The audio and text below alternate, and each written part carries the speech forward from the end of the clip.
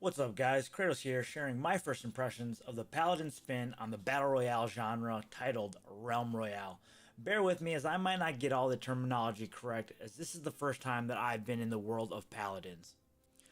So you'll see we've been here in the queue for about 30 seconds, but it's important to bear in mind that the game is currently in alpha, so naturally the queue times are going to be longer, and there you go, we just found a match. So I'm going to do my best to commentate kind of what's going on in the game, what I'm experiencing throughout this video. It's my first experience with the Paladin's Realm Royale. So you'll see you start off in this blimp looking plane type thing. Very similar style. You've got one single map. You jump off, pressing spacebar to jump. I found that when I was diving down that it was a very unique pattern and there was a lot of gliding.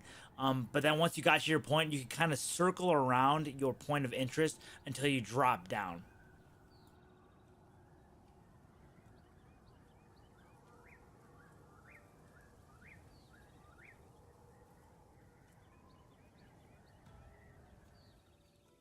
So you'll see you land with a Thor-like thud, and from there your objective is like any other BR game. You need to find loot, you need to hunt down your opponents. You see that you start off with 1200 health, you have a dagger melee weapon. You'll see me going around to a couple chests here. I picked up an ability, I picked up a couple pieces of armor. You're going to see that gold bar above the blue health bar, that is your armor bar. There are 4 different armor pieces to collect. You've got your legs, your chest, your arms, and your helmet.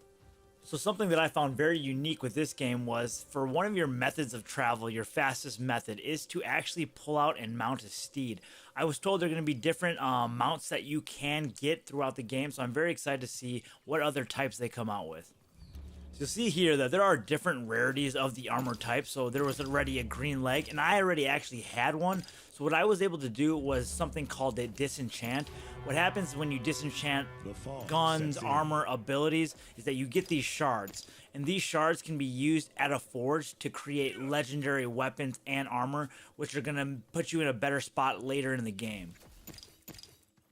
So I'll let you guys watch as I loot a couple more chests, disenchant a couple more abilities. There are a few different abilities in the game. I'm still learning what they all do, as well as the weapon types, what's going to be the most effective, and at what ranges. So here I'm just going to let you guys watch me. I'm just going to be running around for a little bit as I look for an engagement.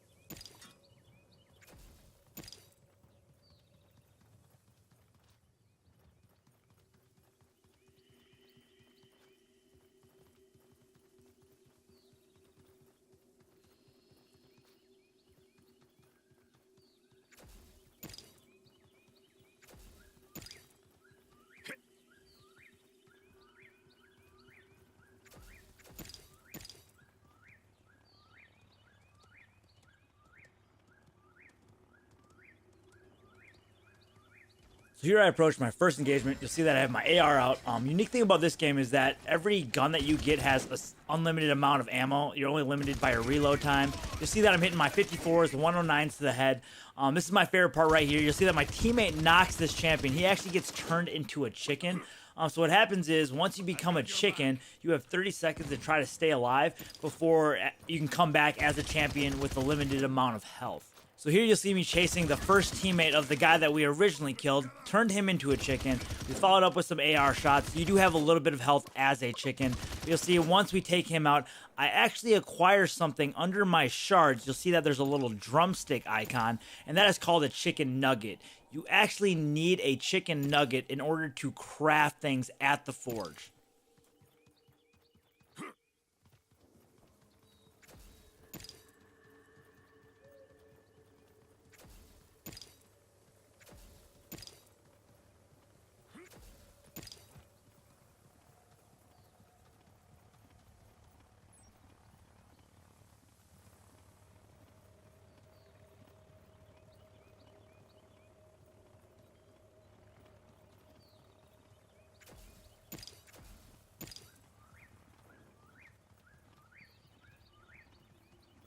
So here we are at the forge. You'll see I currently have 170 shards, which I decided to buy a repair kit with, which comes in a set of 3 for 30 shards, and then also an epic breastplate, which costs 70 shards.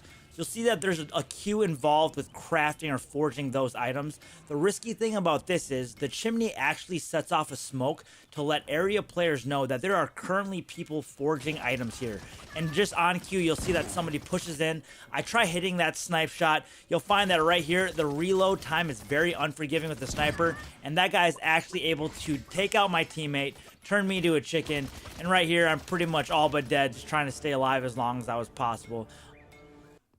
So here's a different game. I found some bogeys to engage with, and you'll see I'm using my rocket launcher to try to take them down.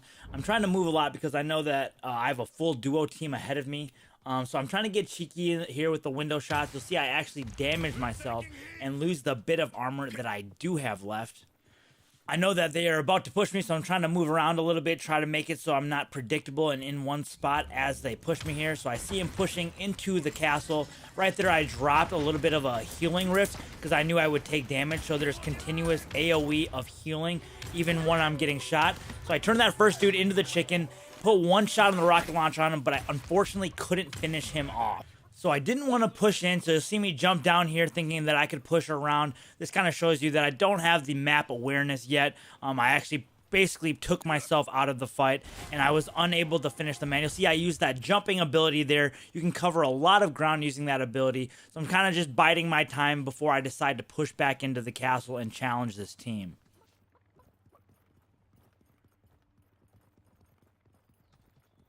So as I push up these stairs, you're going to see that little eyeball tracker now on my head. What that means is my enemies had an ability. So basically, it's like a drone that lets them know where I am. That definitely puts me in a little bit of a pickle because not only is it a 1v2, now they also know where I am. So I'm kind of waiting here, making sure that I'm at full health before I decide to push. I decided to push up the stairs a little bit here. You can see that he popped the shield. You see that through the wall. I'm just kind of biding my time, waiting for my health to regen. But they still have that tracker on me, so it's very difficult. So you'll see here my opponent actually comes down the stairs. I put a shot on him. He didn't have very much health. I was able to take him out, turn him into a chicken. Fortunately, I couldn't finish him off. I'm a little worried about pushing up the stairs because I am so low on health, and I know his teammate is most likely waiting for me to come right into him. Right here, I try to pop a healing rift. I actually didn't even realize where the zone was. So you'll see the zone ticks for 60 per. Hits pretty hard. At this point, I was hoping that I could push up, maybe find another healing that I could switch out an ability with. I try to mount my steed, to no avail. I end up turning into a chicken here. Unfortunately, I'm not even close to being out of the zone, and that is how that game concluded.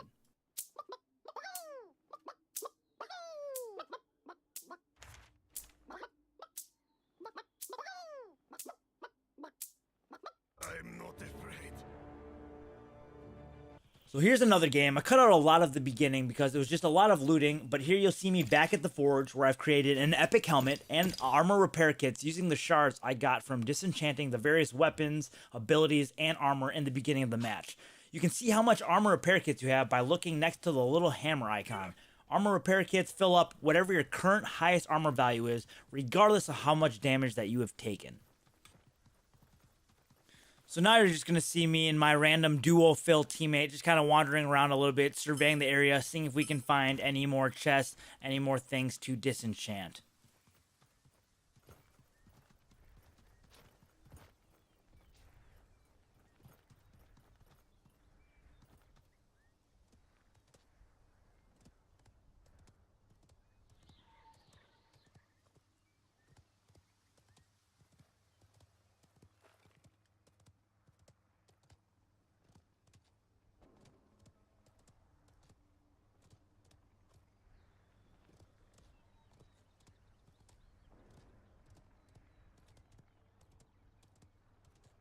Follow me.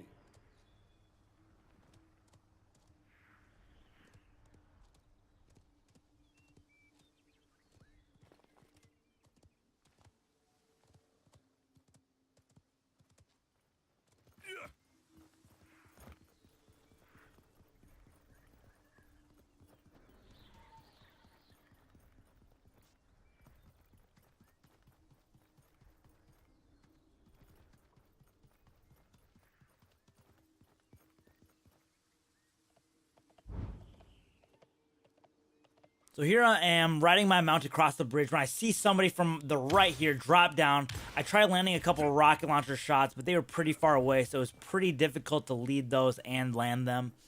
I see that my teammate is down on the ground, so I decided to stay up top to kind of give us a different angle, a different look at our opponents, and kind of keep them off guard so we're not located in just one spot.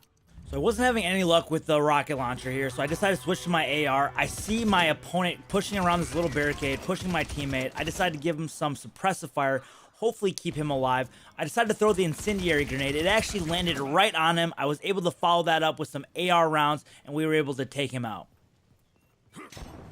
So here we are looting our spoils of war. You'll see that I actually equipped the epic legs, and it increased my armor from 450 all the way up to 550.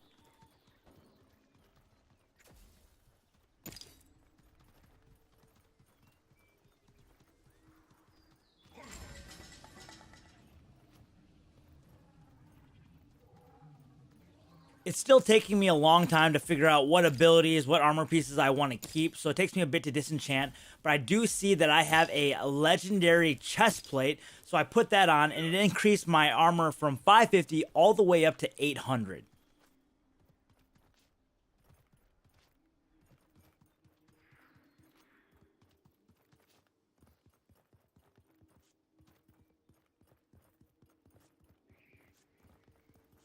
So here we decided to head back into the forge. I wasn't sure what I could make here, so I check out because each forge has different types of armor and weapons that you can create. The only thing that I was able to create here that I thought would be a use was more repair kits. So I went from having 3 repair kits all the way up to 6, which is vital for those late game engagements. So now you're going to see my team and I looting around for a while, looking for another fight. So we're going to just basically be looking for different items to disenchant so that we have shards for future forges.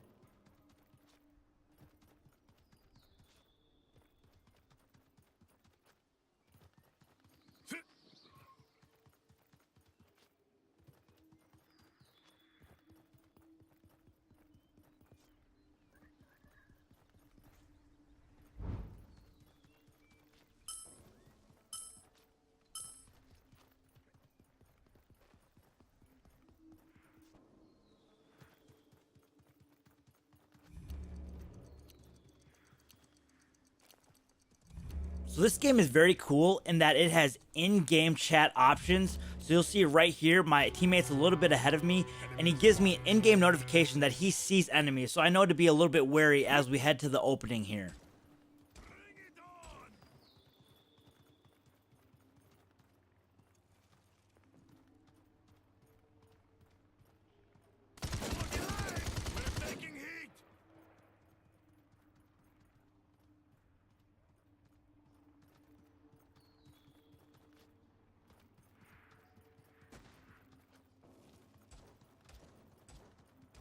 So here, my team and I are kind of taking 2 different angles here. We know that he's pinched around the building. I lead off with the incendiary grenade, put some shots on him to the right. You'll see my teammate is still flanked to the left, putting suppressive fire on. He takes one out, turns into a chicken. I drop him here, and we actually finish these 2 guys up, and we are able to collect their loot.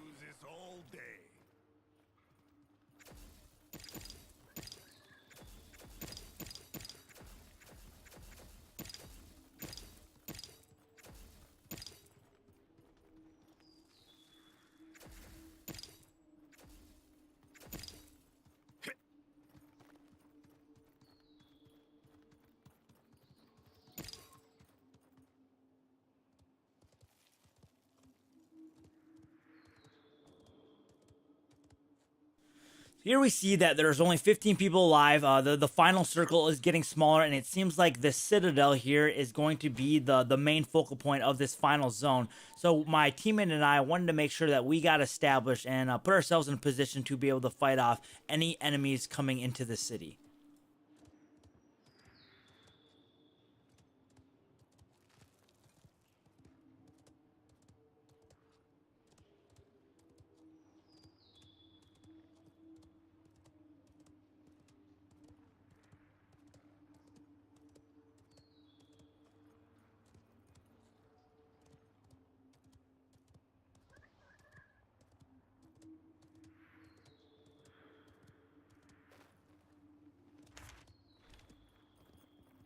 Wait.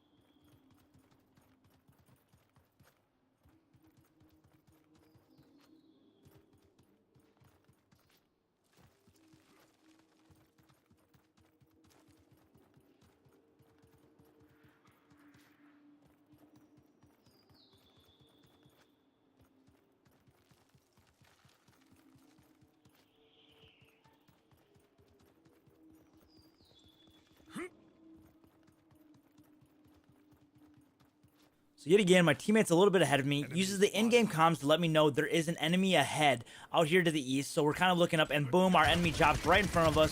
We're able to teamfire, put him into a chicken. I accidentally throw my healing ability. I'm not sure if that heals my enemy or not. Tried following it up with an incendiary, but unfortunately, my teammate and I were unable to finish him off. So right when I finished healing my armor, I decided I wanted to push out, see if I could either finish the chicken, take out his teammate. I put some fire on, hit a couple decent shots here. I'm kind of waiting for my teammate to push out with me. Unfortunately, he didn't have a lot of health, so all it took was a couple shots from our enemy on the top of the hill to finish him off. I see him pop some sort of ability there. I keep putting some fire on him. Then I see that I get shot from behind. Really unfortunate. We got pinched. There was not a lot that we could do in that situation, and that is how this game concluded. Hopefully you enjoyed this early footage of the Paladin's Realm Royale game mode. I definitely enjoyed playing it, and I look forward to playing it more. If you liked the video, please like and hit that subscribe button. Until next time.